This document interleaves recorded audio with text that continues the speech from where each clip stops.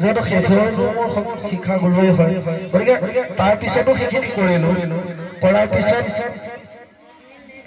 ইমানখিনিলৈকে আগবাঢ়ি গ'লোঁ। তেওঁলোকৰ সহযোগ নোহোৱা হ'লে হয়তো আমি কোনো কাৰণত কৰিব নোৱাৰোঁ।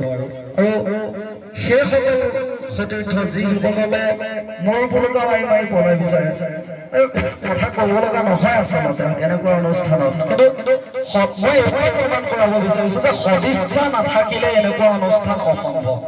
এতিয়া কালি মই ফেচবুকত এই ফটোখন, আমাৰ বেনাৰ এখন মই মাৰি পেলাই ফেচবুকত দিছোঁ।